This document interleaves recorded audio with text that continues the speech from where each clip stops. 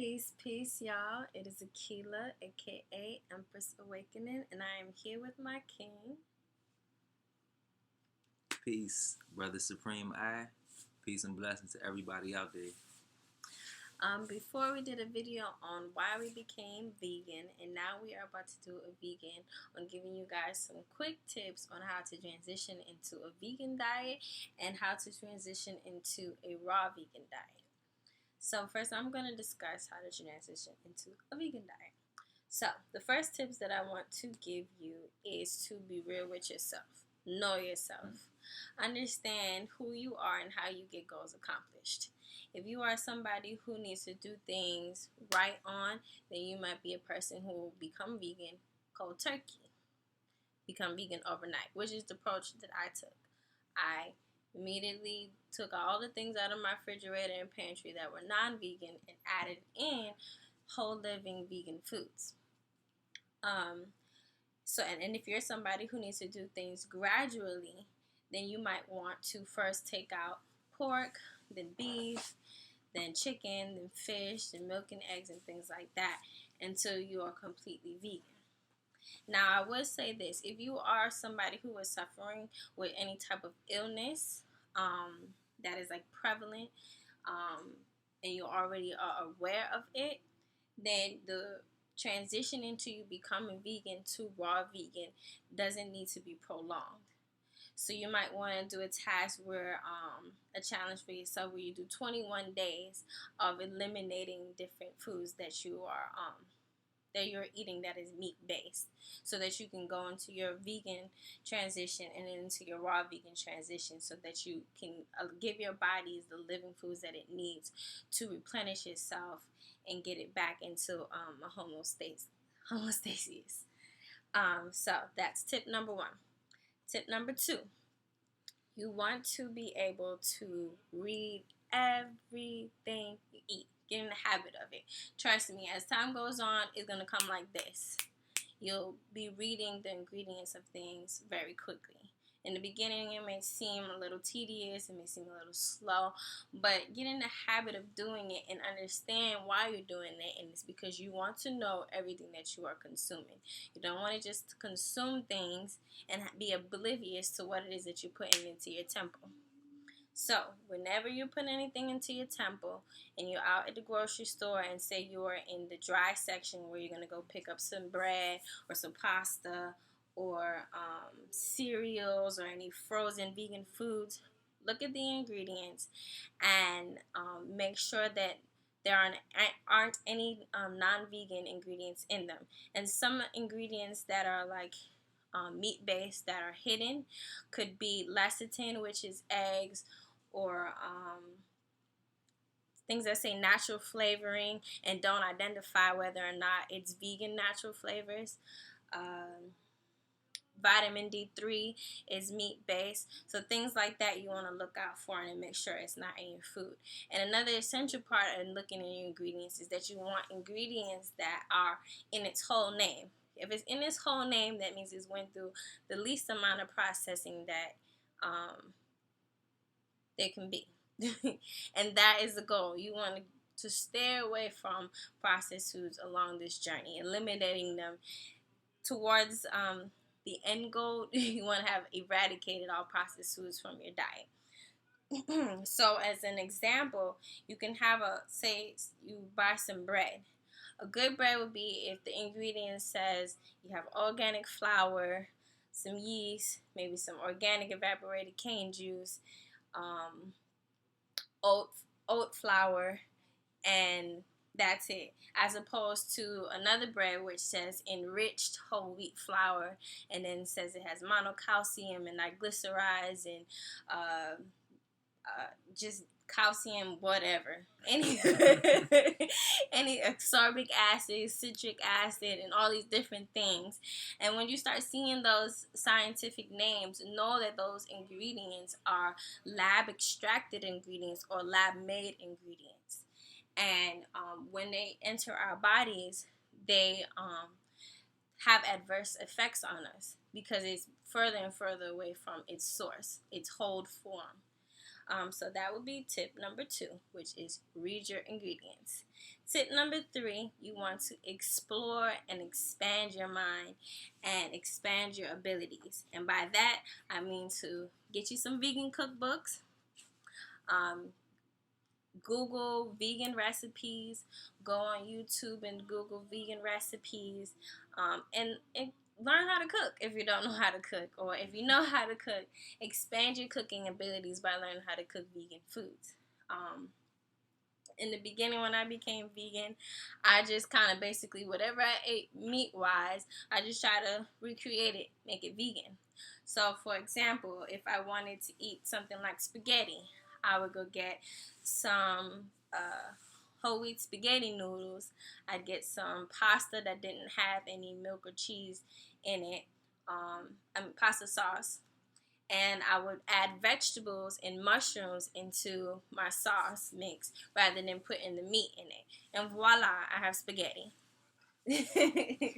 Or another example would be if you like to eat pancakes and eggs and, let's say, sausage patties. You can make vegan pancakes, and one day I'll do a video on a vegan pancake recipe. Some scrambled tofu, and you can make your own sausage patties by mashing up chickpeas and putting in some spices in it. Because remember, spices is pretty much why you like meat anyway. And salt. So that's what makes it taste good. The things that'll make it taste like what it is. And voila, you've had something that you used to eat before. But also keep in mind that those are just transitional foods. Instead of eating, pancakes, tofu scramble, and chickpea sausage patties in the morning, you'll start to have smoothies in the morning with a bowl of fruit. So that would be my next tip, to expand your knowledge by getting books and going on Google and YouTube and people. And the next one would be tip number 4 is having your foundation of what you eat at being vegetables and fruit. Vegetables and fruit are so important in becoming a vegan. Do not become a junk food vegan and always eating junk. Potato chips, honey buns, muffins, cookies, cake. Trust me, you can have all those things vegan, but you don't want that to be the bulk of how you eat. You want the bulk of how you eat to be filled with vegetables and fruit. Tip number 5, maintain a healthy water intake. You need to drink water. And I know that's something that I struggle with is drinking enough water. You want to drink enough water so that your body is constantly flushing out toxins, because that is the goal to optimal health, to removing toxins from the body. Tip number 6 is to be prepared to journey through detox symptoms. You may experience some headaches. You may be having diarrhea.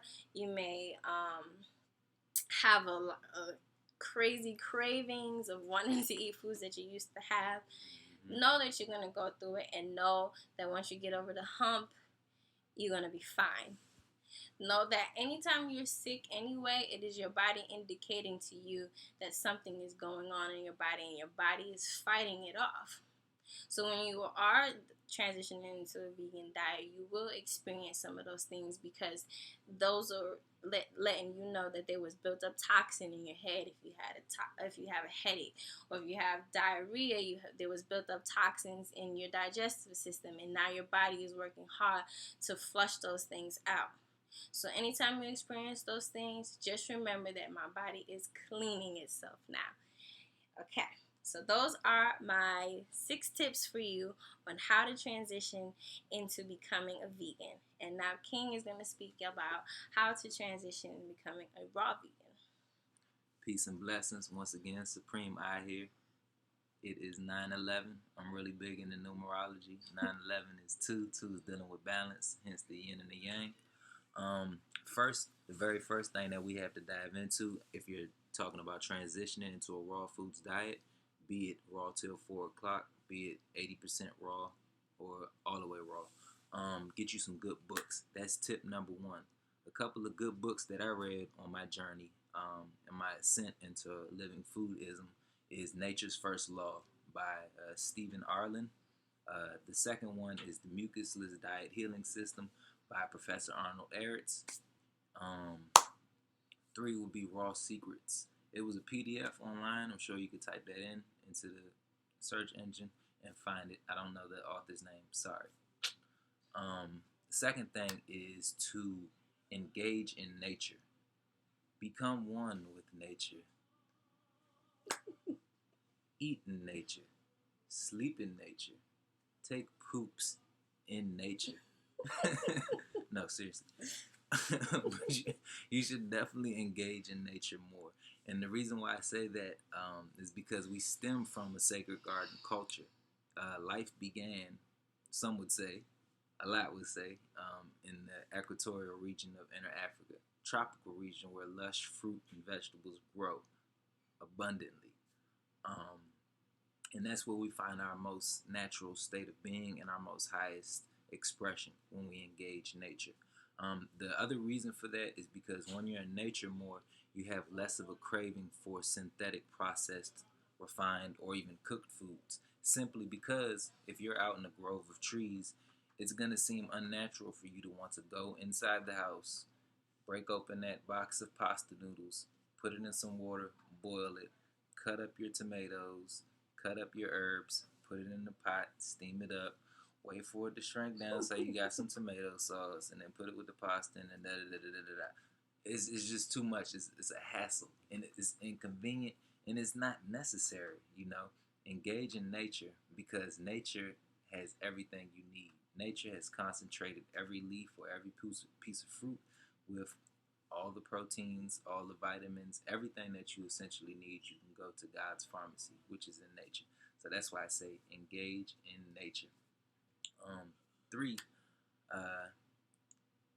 air, water, sunlight, and exercise. We receive most of our sustenance from air and water.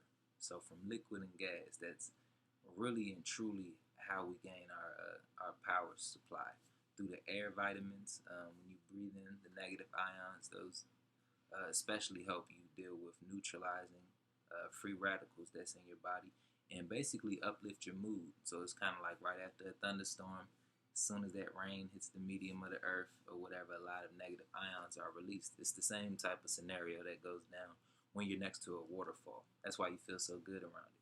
So you definitely want to infuse every cell of your body with light. And that light is in the form of prana, which rides in air molecules. So make sure you get your air vitamins. Water. Everybody knows, blah, blah, blah. We 70% water. Need we say more? Make sure you get some alkaline water. I think a good website to go to is findaspring.com if you really want to get some water. Spring water is good. Esoterically, spring water is the water that seek the light. So that lines right up with us because we seek the light too, being light bearers. Air, water, sunlight. So much we could say on sunlight and all of these other things. But the last one I want to talk about within this tip is exercise. Movement creates energy. You cannot be a vegan or a raw vegan and just be sitting in the house on the computer doing other stuff. You wanna get out and exercise because exercise is a form of energy. It's therapy. You feel better when you exercise. You circulate blood, and you basically just feel great. It is literally the other component to adopting a healthy foods lifestyle that a lot of people overlook. And I'm just talking about light exercise. Something simple. Even a walk in nature gives you the most greatest wisdom. I promise. This is from personal experience. Or at least I thought I had some great wisdom when I go on walks. Every now and then I'm like inspired by an idea. I'm like, that's really nice. Just engaging in outside and everything that's going on. My fourth tip is to participate in eating food as a ritual. You want to eat food in a spirit of thanks and gratitude. Um, a major difference I see between raw foodism and veganism, even though it still carries into raw foodism, is that you're eating more whole foods. So you don't necessarily have that problem where you have to look at the box of ingredients because you're eating an apple, you're eating a mango. So it's 100%. It is what it is, you know. But one of the main things that our culture here in the West that we are prone to is um, basically the fact that we don't engage directly in things. So my whole point with this tip is to treat your food as thanks. Treat your food as gratitude. Say your grace if you have to. You know, there's some serious science behind saying grace. So basically, engage in tasting with all of your energy. Don't worry about what's happening in front of you. Don't talk while you're eating about something else. Just uh, engage that particular sense. You know, and the food will give you more nutrition. You know, you will create more nutrition for yourself if you engage in it that way. Five, my last tip is about detoxing and your transition into the raw foods diet. Essentially and initially, when you first start, you're gonna eat way more foods because that's just how it is. You're gonna be feeling like you're not eating as much because cooked foods are basically heavier in a sense than eating raw foods. You'll see once you eat like 5 apples, they can go right through you like it's nothing. 3 bananas go right through you like it's nothing. Raw foods is a detox. It's a very mild detox, but it's a detox nonetheless. And also because you ate and cooked food, you've been a chicken head, you ate straight chicken, you ate pig and all of that other stuff or whatever. You have to realize that some of this stuff is residual residue that's still within inside of your colon. Um, so what I can say is to go online if you can, or if you don't know anybody that personally works with herbs, and get yourself a full body detox. Something that specifically says it targets the colon, something that specifically says it targets the lungs, the respiratory, the gallbladder, the liver, things of that nature, so that in the blood, yeah, so that you can clear out all of the eliminative channels of your body, so you can clear out everything. Um, yeah, so it's a science and a detox, and so that's one of my 5 tips as well. And lastly, um, when transitioning into raw veganism, live foodism, you definitely want to mono eat as much as you can because it's something that I struggle with, something a lot of people struggle with. You want to eat one set of that food um, as much as possible without trying to mix it. You don't necessarily want to mix vegetables and nuts and fruits all in the same type of meal because this damages your stomach to a great extent, actually. You know, so that's information that's already out and it's gonna come out more as more people adopt a live foods diet. But you definitely want to stick to one type of meal. So you got a banana, eat your 5 bananas. Don't try to put too much almond butter on all of those bananas, and then eat some kale chips right after that. You know, you basically wanna thank your body, give your body some time off. It takes a lot of energy. It zaps a lot of energy. It calls forth a lot of blood to break down all of these food groups that you just meshed together. And once again, if we're engaged in nature, you're not going to be able to have time to churn some almond butter and then grab a banana and find some sea salt, luckily, somewhere, and then mix it together and just eat. No, you're just going to find a banana tree or a mango tree, and you're just going to eat that. So let's just keep it plain and simple. And like I said, we all mess up sometimes, but yeah, those are my 6 tips. Peace and blessings. Thank you guys. Peace and blessings to you all. Don't forget to check out our video on why we became vegan if you need some to know why you should even eat a vegan diet or a raw vegan diet, as well as leave your comments or your questions in the comment box and subscribe to the channel, Akilah McQueen Empress Awakening. We hope that you have been blessed and learned something today. Continue to give us your support. Have a wonderful day, night, wherever you're going. Peace.